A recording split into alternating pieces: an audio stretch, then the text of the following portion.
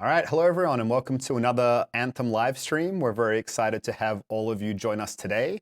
We have some very exciting topics to talk through, but first of all, we should introduce our guest. So we're going to dial in our Edmonton studio where we have Emily Taylor joining us today as our guest player. Hey Emily, how's it going? Hey there, it's going great. How are you? Good, good. Hey, just to kick us off, why don't you explain to our amazing fans who have tuned in today who you are and what you do for Anthem? Thanks. My name is Emily Taylor. I've been in the game industry about almost 12 years now, and I've been with BioWare for about a year and a half. I've been working on Anthem the last year, and I've been specializing in the area of agent quests. Awesome, awesome. Well, thank you so much for joining us, Emily. In terms of agenda for today, for those of you who don't follow our every tweet with bated breaths, shame on you, you should be doing that. But in case you're not following, today we're going to look at a legendary contract and we'll explain what that means. We did a poll in the last week of which perspective people wanted to see today, and the vote was incredibly close, but Ranger won. So we're going to play as a Ranger today with a Spark Beam, as requested, and a few other weapons we'll talk about as we get there. Community also requested we show some keyboard and mouse control, so I'll be playing that today with keyboard and mouse, for better or for worse for all of us. And outside of that, that's kind of the main agenda, and then anything else that comes up, we'll be answering your questions. Before we dive in and have Emily kind of explain what some of those things were, all the regular disclaimers exist, and we remember to say it this time. The game, while very close to being finished, isn't finished yet. We might see some bugs. We might even see a crash. If we do, we'll just roll with the punches and keep going and keep talking about what we need to talk about, but just keep in mind that the game still isn't finished. If you all have questions, please type them in chat. Jesse is on hand to pull questions out and read them out to us. We're going to do our best to play and talk, so we'll see how that goes. So that's all the opening stuff. I see someone throwing flares in the background. Good job. We also have two secret developers with us. We're going to do a full squad of 4 today, and we may reveal who those two secret devs are later. But for now, and you can see all them behind, we've got a few friends here. But to kick us off, Emily, why don't you explain? We'll get to what a legendary contract is, but they're given to you by agents. So maybe let's start with, what is an agent in Anthem? Sure. Well, as you know, there are several factions in Fort Tarsus and, in fact, in the world of Anthem. Some of those are, for example, the Freelancers, the Sentinels, the Arcanists. We've met some of those in your previous live streams. When we were looking at adding more quests into the world, aside from the main storyline, we could have just sort of sprinkled them around the fort, but we thought it would be more fun if you could do smaller quest lines so they could build up to a bit more meaning and help you get to know specific people. So we picked one person in each of the factions that we'll sort of focus on and who will give you those quests. So there are 3 agents for the 3 factions I mentioned: Freelancers, Sentinels, and Arcanists. I actually specialized in Agent Yarrow, who's the Freelancer. Today we're playing one of Matthias, who's the Arcanist, one of his contracts. And through their quest lines, you'll get to know not only a little bit about those people, but also their faction and what their factions stand for. When we talked about freelancers and what they are and what they do, we actually discussed sort of 3 pillars of what their behavior is. They're heroic, they're warriors, and they're explorers. And we also made the 3 factions and the 3 representatives of those factions sort of echo one of those 3 pillars. So we hope that each faction will feel a little different, but that you'll explore what it means to be a freelancer through each of them. Awesome, that's great, thank you. So at this point with Matthias, we've completed his main story. He's given us a regular contract we've completed, and now he's asked us to do a legendary contract. So exactly. We put ourselves to level 30. We kind of have mid endgame gear, so a few epics and rares, maybe a masterwork here or there. So what we might do is just jump into the action. There's several stages to a contract. We might just get through the first one and then take a little break, and we can explain kind of what that was about and how the legendary contract system works. Sounds so great. If everybody is ready, we might start flying off. So some questions on keyboard and mouse with flight control. I think the team's made a lot of improvements. You can see the mouse movements aren't too crazy. It's pretty easy to get recentered. I can show you guys some of the settings later if that is of interest. And team here, I can't hear the in-game sound. If we could turn that on, that would be great.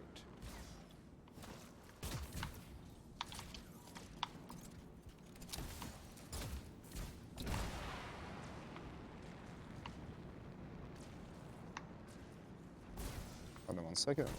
Okay, there we go. Turns out I turned my headphones off. So good. All right, so a little traversal as a warm-up. There's a lot of tricks with traversal, like trying to skim the water to extend your flight time and looking for waterfalls out in the open. But as we're getting to our first destination, probably one of the questions, Emily, that at least comes up a lot in interviews is, how did we try to design the world so that flight would be possible? So I don't know if you want to talk to that as we approach what looks like an Ursix. Oh gosh. Actually, I think that might be a better one for you to talk about. Yep. I did not have much to do with designing the world. I just put the quests in it. So I can tell you from that point of view, we had a lot of fun making quests that worked well with the verticality. But I wasn't actually involved in the decisions of that. Sure. So I know one of the things we talked about a lot was, in a game full of flight, how does every other part of the game make sense? Creature design, all the way through to building the world and allowing traversal so that you just can't fly over everything. And one of what I think are the most impressive things is, flight not only feels really amazing, but, all the rest of the game, plays well for it. I'm going to also show off right now one of the most requested abilities, which is this guy. Little spark beam. Oh boy. Oh, yeah, that's pretty cool. Knocked out of the sky. So also on the weapon loadout, we had some questions about this from people. We decided to go with a heavy pistol. So the thing with a heavy pistol is slow rate of fire, but if you can hit weak points, the multiplier for weak point damage is much higher than other weapons. So we need to get all these fragments. So we should probably just split up a little. You can see in the top right our objective. So this is, I think I might actually already have one. Yeah, I'm just getting one now. So what we're doing, as you can see from the quest helper up at the corner there, is we've come across a Schaefer Relic. These can be unearthed around the world of Anthem. They're obviously relics left over from the time of the Shapers, and they have fairly unpredictable effects. They can sometimes destabilize and throw off these fragments. When they're unstable, what they do is not only do they sort of summon creatures, what creatures may vary at this time. It seems like it's Scorpidons. I'm just getting blown up by one. Don't mind me. But also, in addition to the creatures that they summon normally, they are very valuable. These are Shaper technology. Who knows what you can learn from them or make them do for you? Everyone is different. So different factions in Anthem are going to be really excited to get their hands on them. Like, that might be Dominions, that might be Scar, that's obviously us. In this case, Matthias will often be very interested when he gets a report of Schaefer relics in the world, because the Arcanists love to study these things to learn more about our world. So yeah, you will come across these in quests as well as in contracts. And they do some unpredictable different things, but in this case, as I mentioned, we have scorpions, and they've clearly attracted an Ursix as well. The Ursix can also be attracted by the power of them. All right, so then you can see, okay, looks like we've got the last two, but normally in the HUD, there is a UI element that's like a little compass or a radar, I'm not sure how you describe it, that kind of shows you where the fragments are so that we can go pick them up and turn them in. So we got one more left to go, and then we probably have to defeat the Ursix anyway. Yeah, we can see that's one of our objectives. Oh my god, I'm getting eaten by Scorpidon. As a reference point, we're playing this at level 30 on hard, so this is fairly hard. Yeah. It's pretty hard. You've got to coordinate a little bit. You doing okay? Yeah, we'll come help. Yeah. I'm just gonna hang out here. I think. I have one. This is why we're not doing it, because talking and playing is not my strong suit. Okay. Yeah. Once we get that last fragment in and restabilize it, the most of the enemies should go away. Oop, just a couple left to clear out. I don't think the Ursix will go away though, so we might have to deal with him. Okay, can you do a little cleanup here? Yeah.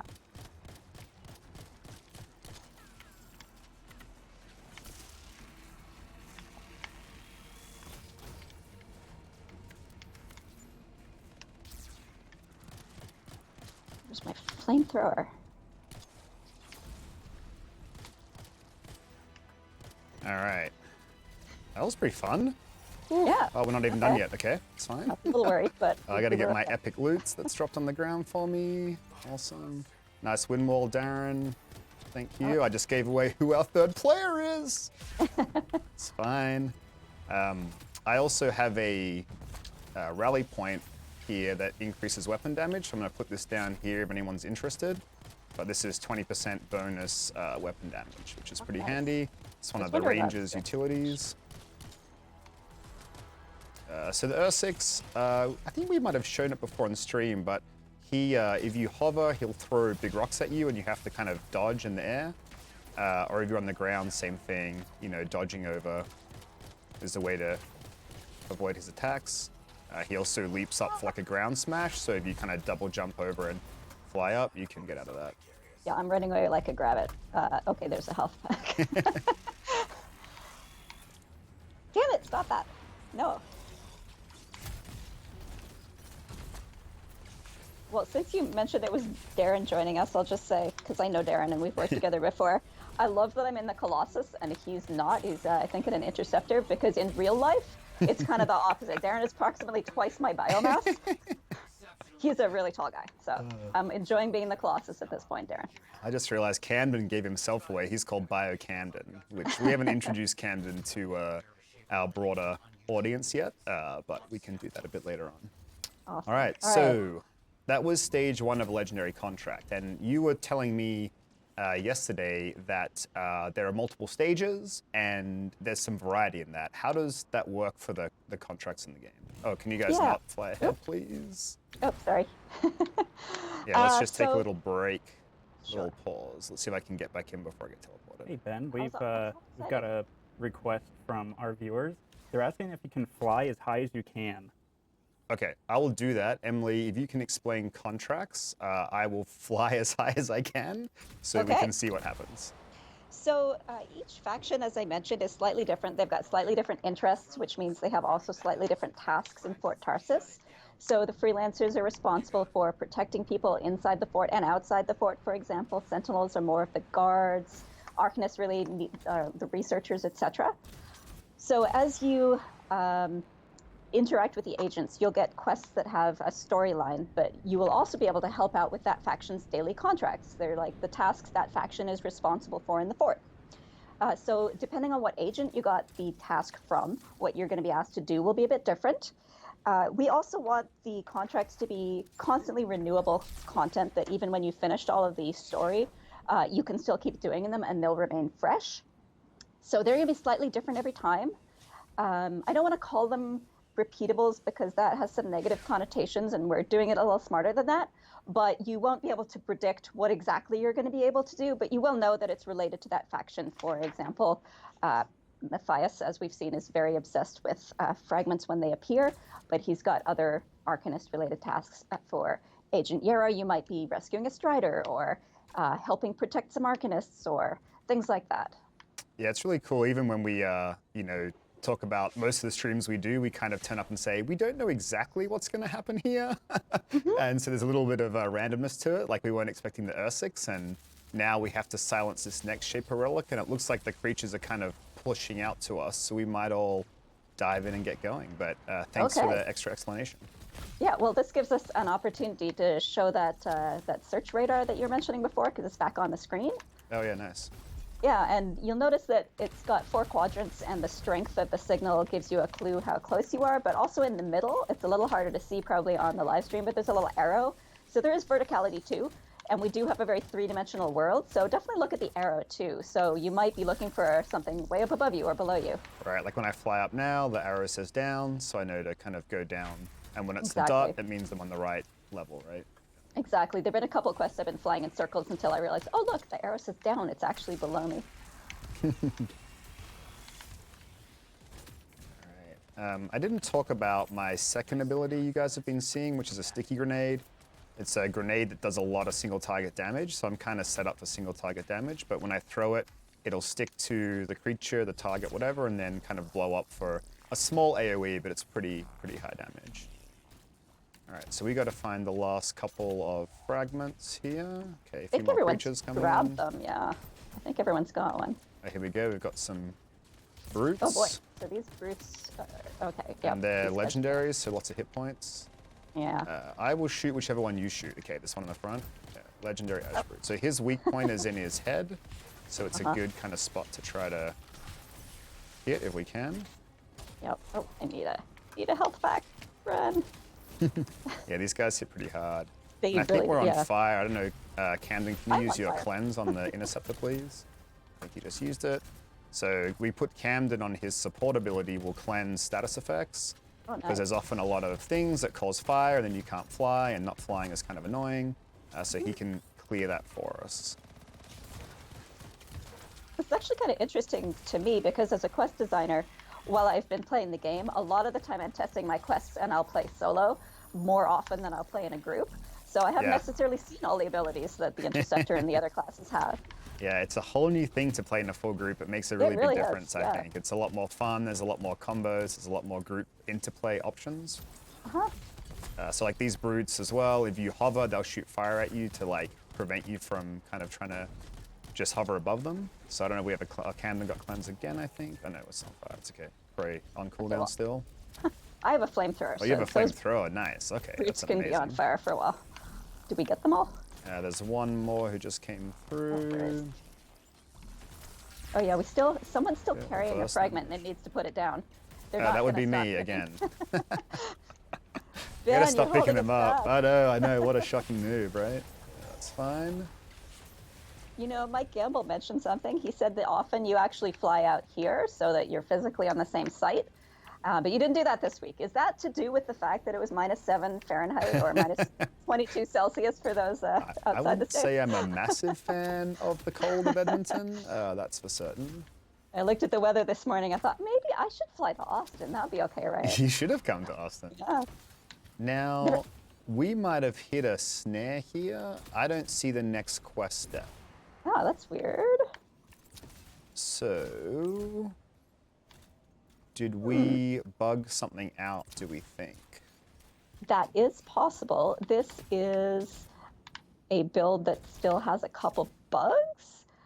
So that's cool. So what we'll do is, if you guys controlling the cameras can swap back to my head, I will end this, and maybe what we'll just do is see if we can restart again. And then for now, why don't we go ahead and take some questions? I'm going to end the expedition. If that doesn't end that for everyone, could you guys all just exit out, get back to Fort Tarsus? I'll send some invites out and we might go again.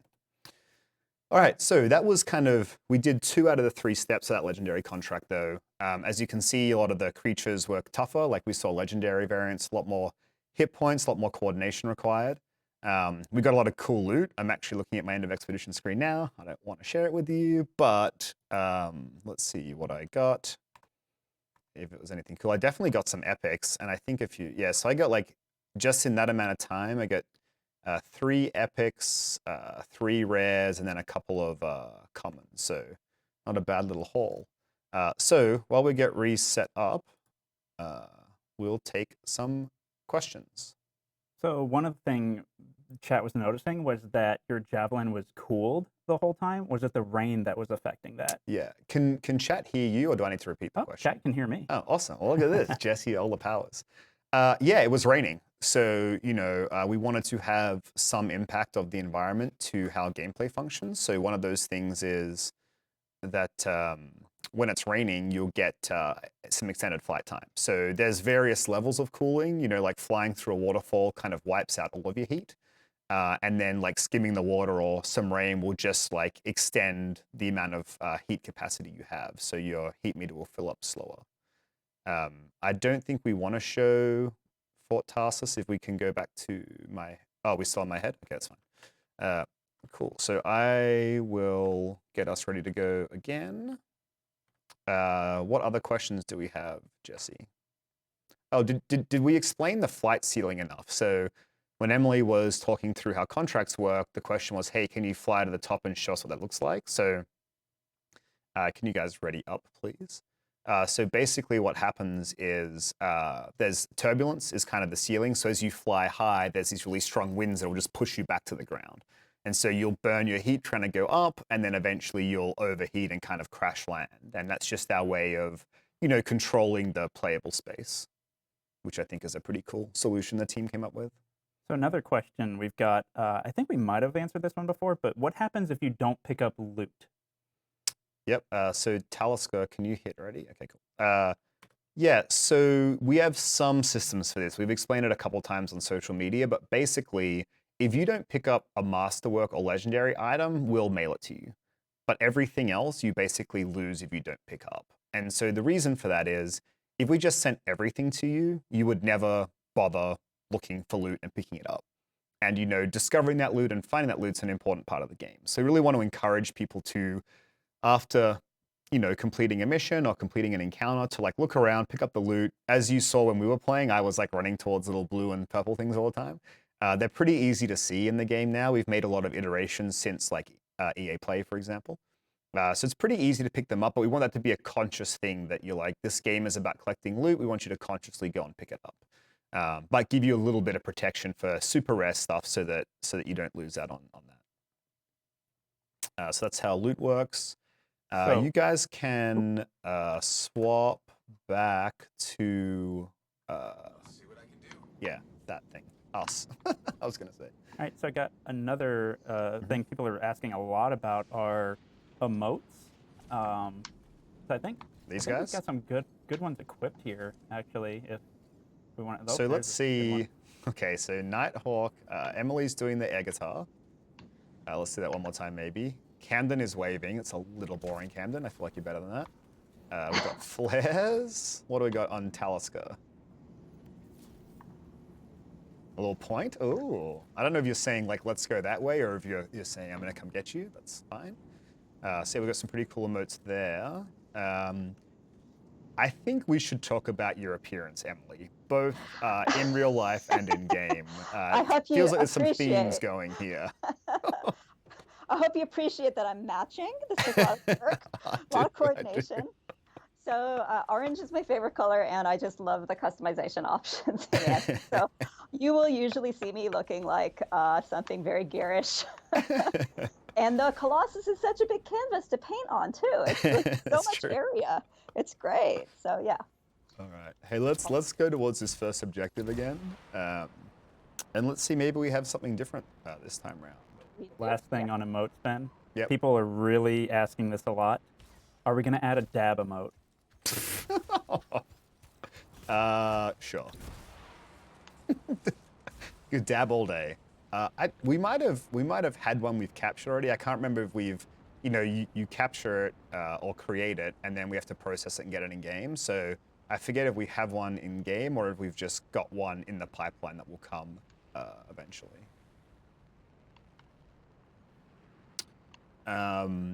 People did want to see the mouse and keyboard settings, so what we might do is just get through this encounter and then kind of show that.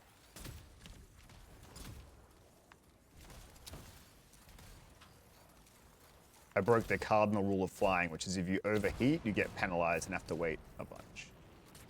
Okay, so maybe because I reset this, we have the same encounter again. Oh, yeah. It thought that we failed the mission, so you're just restarting the mission, I think. Right. That makes sense. Yep, there's our buddy again. All right, well, let's get these fragments in fast this time, hey? All right. Where is the... Here it is. This is a bit brave.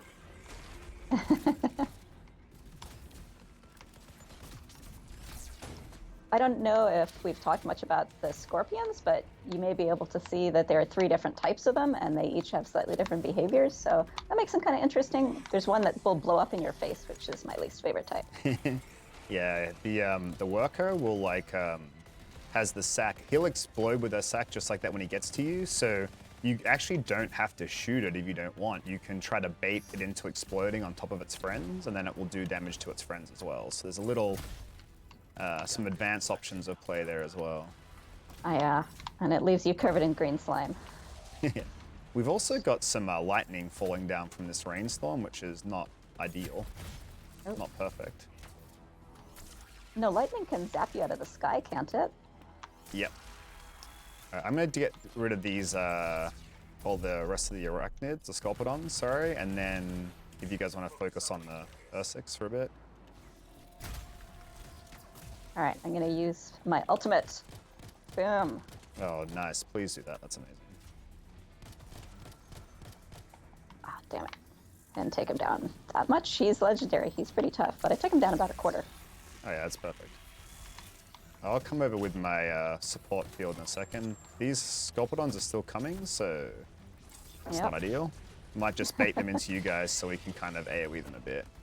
Yeah, put this field down for us so we can get that 20% bonus weapon damage. Oh, didn't dodge like a chump, and I'm down. So, Now I get made fun of by however many thousands of people are watching. I'm going down too. No, I'm running away. All right, someone needs to hit me up with a repair, please. Oh, yeah, sorry, I was going, but I almost died too. I'm on Who we fire. got? Who's gonna be that Okay. hero? We can cue the "You Can Be My Hero, Baby" music, please. All right, here we go. Looks like Camden's got me. Maybe a little wind wall as well. Good stuff, guys. Thank you. So again, his weak spot is the head, but it's kind of a trade-off. If you get in front, you're kind of susceptible to all of his other attacks. So, like just that, I got hit by the rocks. Yeah. One thing I didn't call out when we were talking about the contracts is you'll actually notice the difficulty in each beat escalates. So contracts are typically 3 tasks in a row, but each one should feel a little more intense than the last. So this is the easiest We're one. Of course, starting getting with an consolation. Yep. Not ideal. It is a legendary Like, contract. so we started with the easiest one, Ben, and you still died. It's like, Yeah. oh, Ah, awkward. crap. I got So up this on is good. something high. Camden's kind of keeping entertained. We got the wind wall up, which protected us from those rocks, which is great. Now it's gone. We gotta have to use dodge. See if I can Ambushed sticky by grenade spiders. in the head there.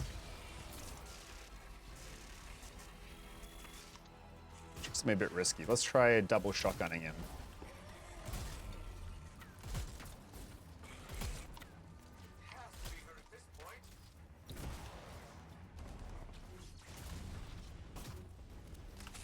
Nice flamethrower.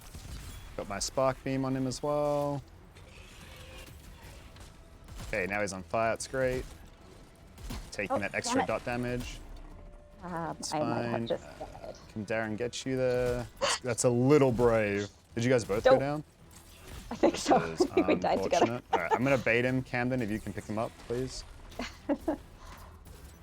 Yay, thank you. Oh, that was embarrassing.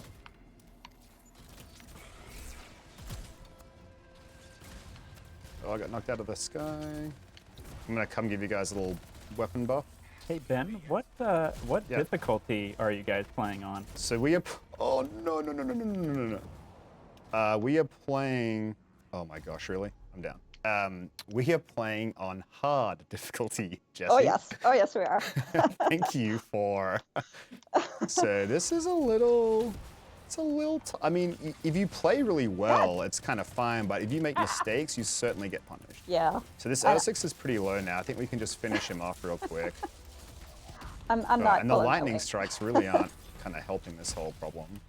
Yeah, because they'll incapacitate us if they hit us, and they're pretty nasty. So we got Talisker back up again. Is everyone up? Yeah. So one thing, I forget if we had this last stream, but you can see in the top left over there, we have a party widget now, which we didn't have before, which is great. So you can see the direction your teammates are relative to you. So if I run ahead, I can see Talisker, Nighthawk, Camden behind me. And the kind of arc it shows gives an indication of distance, as well as you can see their shield and health. So that's really great. Now it's more obvious if people go down, you know, if someone's low health and they need a wind wall or something like that, you can kind of look at a glance. All right, so we're gonna show keyboard and mouse settings real quick. Controls, keyboard and mouse. Okay, so a couple of sensitivity options. So I play pretty low sensitivity in most games, so like 800 DPI, like but lower. So for me, I put, so again, my mouse is 800 DPI for the nerds out there, which I am one of. So I play 12%, and for me, I like my aimed and zoom to be consistent. I like that feel to feel the same. So, but you do have those two toggles there.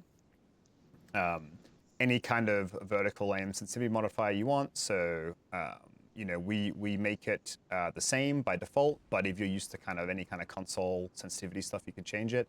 I think most people leave that here. So for me, I like aiming low sensitivity, but I really like flight and swimming to be higher sensitivity. To me, that feels more like a thumbstick on a controller. And so I put mine up to 80%. And then you can see here, I won't go into all these now because it will take a lot of time. But we have a bunch of different sensitivity options, including precision and response time, which kind of, there's a little description about what these things mean as well. But I think what that means is I think a lot of PC players kind of get used to their sensitivities. And so when you're doing that, you can really like dial this in to play the way that you want it to. So that's sensitivity. And then of course, for PC and keyboard and mouse, you can do key bindings for remap. So these are our default ones. I've done a couple extra. So for me, I like to have hover on mouse 5 as well as C. And then I use melee on mouse 4 instead of V. I just find V is tricky for me, but using my thumb button for melee is easy. So yeah, that's how the PC controls work. Hopefully we tick that box. So let's go to the next one. And then I think after we do this beat of the contract, we had a few more questions for you, Emily, just around contracts and kind of how they work. Yeah, absolutely. So it looks like we have to investigate a missing Arcanist. So this is different than the second one we had last time, this right? is. So, okay. I'm pretty sure it is. I don't remember wolves before. Yeah, we were silencing last time. Yeah, we've got another relic, but this is Look at all this different. loot. Look at all this loot. I'm on it today. Yeah, so we have an Arcanist researcher, must be one of Matthias's friends who needs protecting.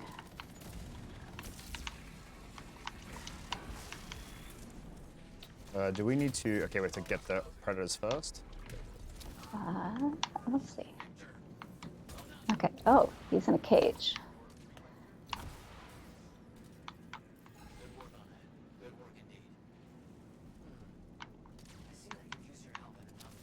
All right, we're good.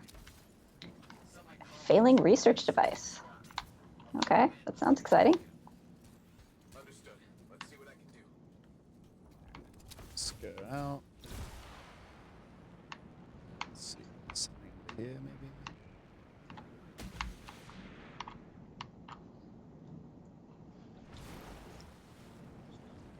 I'm going the wrong way, kind of. I got caught up exploring the depths under the water. Actually, I think I got lost too. Maybe I could find some treasure, I don't know. Well, there's treasure all over the world. Even when you're out in free play, you'll occasionally come across a chest. It's slightly embarrassing, but even when I'm doing my quests and I'm testing them on a local server where I cannot actually pick up any loot, I still cannot help clicking on those chests because they're glowing and they look exciting. I hate to break it to you guys, we have a Titan. So... Oh no. Okay, Titan search. Camden, I hope you have your cleanse fire buttons ready, please. I'm gonna die. We'll be fine, we'll be fine, we'll be fine. So the whole thing with the Titan is... Okay, hold on, what do we gotta do? We gotta get the 3 devices. Okay, I'm gonna go with Camden over here. Do you have this one? Oh. Can you cleanse fire? I don't know if you did already. I wanna fly. Okay. So Titans have this huge just attack that you really gotta stay out of the beam, but they also put out rings of fire, and I believe it's possible to jump over the rings if you're agile. It's basically a jumping puzzle where you can... uh-oh, this is bad for me. But I'm not agile, and I'm on fire now. Okay, we have 2 Titans, so that's a thing. Let's take the one with Nighthawk first if we can. It's gonna be really interesting. Frozen, unfortunate news. Okay, so let's get where Camden is first. Okay. I think one at a time is probably best, unless you guys have a different idea. That sounds good to me. I'm gonna try my ultimate again, see if So the whole, oh nice. Because the whole thing with a Titan is, when parts of his arms glow, they're the weak points. And if you do enough damage to the weak points, you can interrupt what he's doing. So if he's casting like a you know, any of his attacks like this, if we were to hit his arms with enough damage, he would kind of stop, and then we could be more offensive. Right. He'll also spawn those, you see those explosions behind us just there? So you've really got to time the dodges when you see it in the corner of your eye. And then the rings of fire, you got to dodge, and then he spawns little elementals as well. Hey Ben, question from everyone: are there like different sizes of Titan? Yeah, so there are small Titans, and there are big Titans, and then of the big Titans, there are like, you know, like elite and legendary versions. So this is an elite lesser. So this is one of the, is this one of the higher ones? Oh, the more powerful ones? Well, he's elite, so he's pretty nasty, but lesser does imply there are bigger ones we're going to meet, which I'm not too much of a fan of. Oh my goodness. I can even see for all of the fire that I'm on. Okay, I'm putting my field down, but like right on his face, which is borderline crazy. I need a health pack. Oh, there's one over there. So you can see I'm trying to time most of my shots on his ability casts and then like reload in between. So that I'm ready again for his next cast. I think one of the nastiest things about him is if his fire ring hits you, then you're on fire, which overheats you, which means you can't fly to miss the next one. They're not for the faint-hearted. These are... No. Are there 3? Okay. Yeah, that's I think fine. we just got another one. All right. See, remember what I said about the difficulty escalating? Did I mention? Oh, I got hit by that. Yeah, I am now on fire, and I just keep getting hit. Let's get more abilities out here.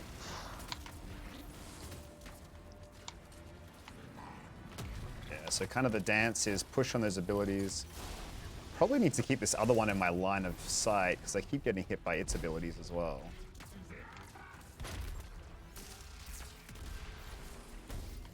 So I'm kind of failing a little bit on these dodges for the ones that come behind me. For those watching, you can see you've really got to... It's kind of like shoot, shoot, shoot, dodge, you know, like this, reload, shoot, shoot, shoot. But I dodged into someone else's. So the other kind of tactic here is if you clump up, you get hit by all the attacks. So we've kind of got a maybe triangle formation or square formation around him is a little better, because then we don't get hit by everyone's everything. We just kind of have to deal with our own stuff. Oh, ouch.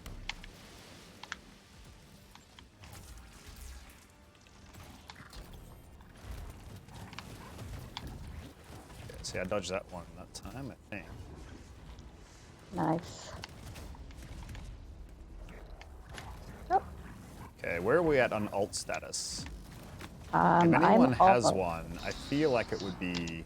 Oh man, It's a good time. I feel like it would be probably worth it. It's probably worth it.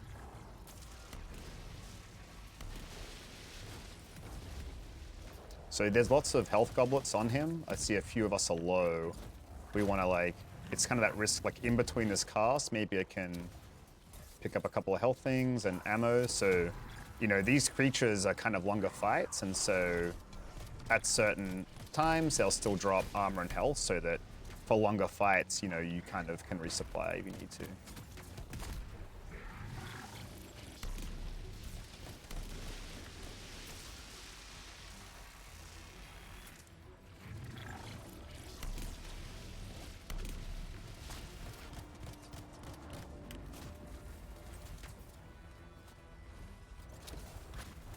Oh, Nighthawk down.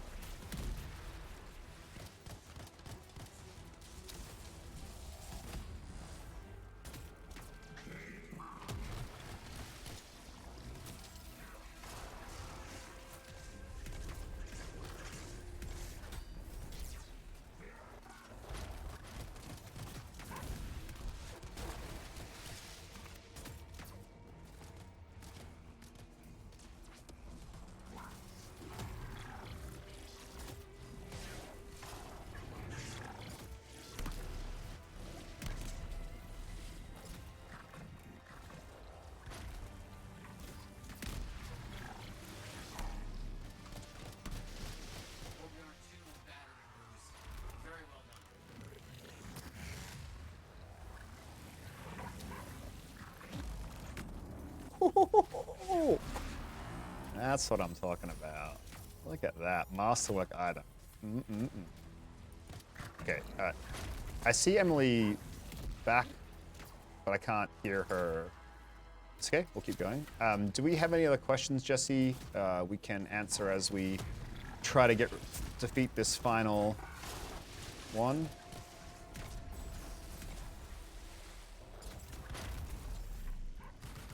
Let's see what we've got on chat here.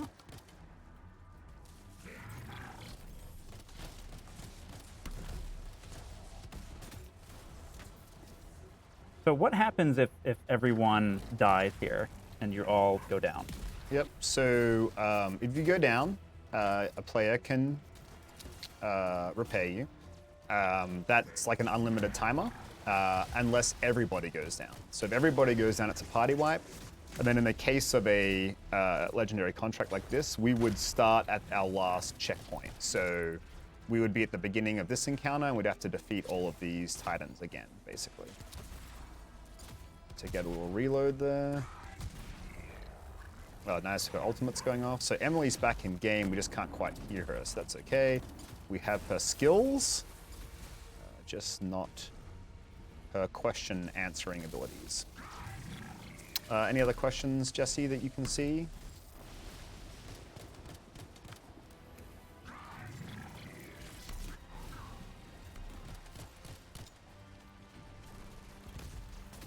I'm gonna try to get up close here, it's sketchy.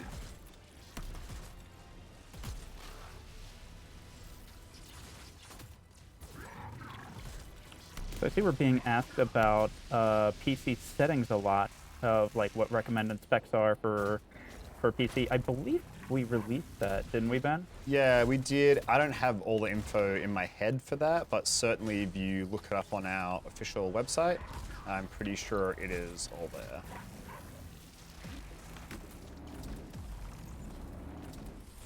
Okay, so I managed... I dropped right into the fire. Yeah, getting this dance right takes a little bit of practice. All right, if we have any ults left, it would be great to finish this guy off. Come on, cost.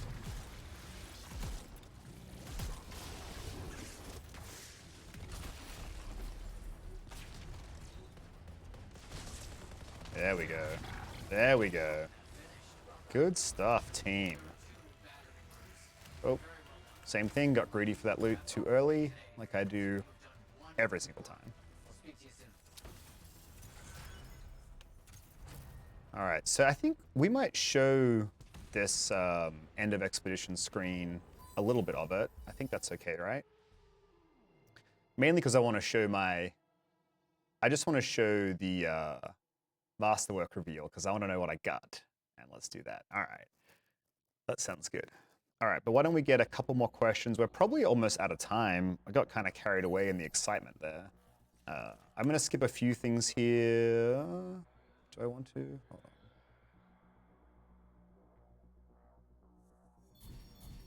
Yeah, I'll skip a couple of details because we should really talk about all this in a different setting. But let's see. Oh, look at this. All right, Venom Dart's pretty good. 3 dots.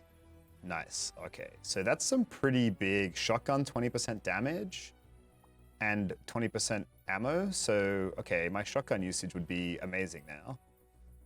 And then the Venom Darts debuffs with poison, or acid damage rather, which makes enemies take more damage as well, which is kind of cool. So I got a bunch of cool stuff. Venom Darts, got a Seeking Missile, we got lots of loot. Like, legendary contracts are no joke. What do we get here? Assault Rifle, Sniper Rifle, Colossus component, trying to convince me to go play something different. It's very savvy. Assault Rifle, Sniper Rifle, LMG, nice, and a Barrage Heavy Pistol, which probably isn't as good as the one that I already have on. This is a high rate of fire one. All right, so we might swap off the game back to my head, I guess, so that I can go through the rest of the UIs that I think we're not going to show right now. Thank you. Alrighty, so, okay, so what did we go through? We looked at a Ranger with Spark Beam, Sticky Grenade, heavy pistol, the double shot shotgun, which is super powerful, but like pretty low clip because you use 2 shells per. We did keyboard and mouse controls, so you could see how keyboard and mouse works. I think flight feels really good now on the mouse. It didn't earlier. I think it's feeling pretty good. Controller might take the edge by a tiny bit in that feel, but then I think you get the extra precision of a mouse for aiming, so it's kind of a pretty solid trade-off there. We looked at how those settings worked. Emily was kind enough to come on. Unfortunately, we lost her just at the end, but she explained like who the agents are and kind of the story behind them and how they were created and the different things they kind of focus on, and explain contracts are the things you do for agents to kind of earn their favor. We did a legendary contract, which is kind of a 3-stage mission that is different every time, so you don't really know what you're going to do. Even you saw we did it twice there, and we had a different experience both times, which is really cool. We played on hard difficulty, so we were pretty geared, and we still had a tough time. Like, I would say we're geared to the tail end of what a legendary contract on hard should be, and we still went down a bunch. But I guess that's where you make fun of us for being low-skill devs. What else? Did we do anything else, Jesse? Oh, we showed the flight ceiling. That was kind of fun. Yeah, so that's everything we showed. I think we could do, if you have questions, Jesse, a couple more questions. Otherwise, maybe we should wrap this one up. Yeah, there are just a couple. One question I saw for keyboard and mouse controls, can you invert your y-axis? On keyboard and mouse? That's what they asked. No. I don't think so. Hold on. You can't see this. I'll go look. No, but is that a thing? Does anyone in the history of all time do that? No, it's not a thing. You can invert for controller, absolutely. Well, you know what? What happens if I invert this? Let's see. Does this work? No, yeah, it's just for controller, so no, you cannot. But is that a thing? I guess if that's a big enough thing, we could look to add it later. Last thing, Ben, what would your best advice be for people who are going to be going into the VIP demo next week? Oh, strap in and get ready. No, I think the whole point of this is we want people to be able to play like a full cross-section of the game. And so, you know, if you've pre-ordered, I would go in there, I would find some forums, I would make some friends, you know, start getting ready for the people you want to group up and play with when the game launches. I would try a couple of Javelins out, you know, play around with the weapons and abilities, see what your favorite is, so that on day one, you can kind of like optimize and get ready to play. But most of all, just have fun. And then, you know, if you want to invite some friends, there'll be a way to give out some codes to invite a couple friends in. So if you like the game, but, you know, your friends haven't picked it up yet, like invite them in and they can play. Yeah, otherwise come and have fun. We've got some really cool things. That demo is really, really fun. I know Mike has worked really hard with the team on getting that ready, and they've done an amazing job. We played it the other day, and it was super fun. It's a great kind of section of the game to play. And yeah, just have fun. All right, so we might wrap it up there. If there are more questions, please feel free to follow us on Twitter. I'm at Ben Ervo.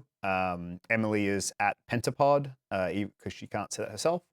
Feel free to follow us or ask some questions. We check Reddit as well, so feel free to stop by Reddit and post any questions you have. And between all of us out there trying to talk, we'll do our best to get back to you. Otherwise, thanks again to all the amazing developers who are out there working hard while we're on here doing a fun stream, showing off this incredible work.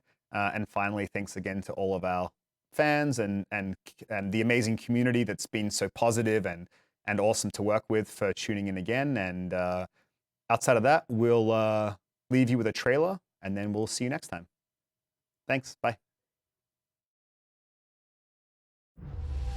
Welcome to the Anthem gameplay series. In this first video, we'll take a look at story, progression, and customization. The world of Anthem is a chaotic and ever-changing world abandoned by the Schaefer gods. Humanity survives either in fortified cities or with the use of Javelin exosuits. Javelins are key to your survival by giving you superhuman abilities. Fly, swim, fight, and explore anywhere within the world. That's where you and your friends come in. Part explorer, protector, and adventurer. You are an elite group of pilots called freelancers that are sworn to protect humanity and uncover the mysteries of the world. In the world, the dangers all stem from one mysterious power. The Anthem of Creation is everything. To control it is everything. Okay, but what could he even do with it? What could you do with the power of life and death, creation and destruction? He would be a god. Imagine all the good that we could do. We decide what's best for the world. The power of pure creation at our fingertips. Your story begins in the middle of this conflict. It will be up to you to head out on missions, silence Schaefer ruins, confront enemy factions, and most importantly, ensure that the Dominion do not get their hands on the Anthem of Creation. Before you head out on these missions, you need to prepare your Javelin. Unlock 4 base Javelin suits and then build any number of loadouts to customize them for different playstyles. The Interceptor is built for speed, lightning fast, and incredibly agile to get in and out of harm's way. The Ranger is built for precision, highly versatile, and ready to unleash firepower. The Colossus is built to deal destruction. What it lacks in agility, it makes up for in brute strength and defensive combat power. The Storm is built for extraordinary elemental attacks, devastating power, and light armor. No matter which Javelin you choose, your loadout can be customized and augmented to match your gameplay style. Your Javelin ability has everything to do with the gear you use. Your gear score is the indication of how powerful your Javelin is. Each Javelin has the following slots: 2 for offensive gear, 1 for support gear, 2 weapons, 6 components, and 1 ultimate power that is unique to each Javelin type.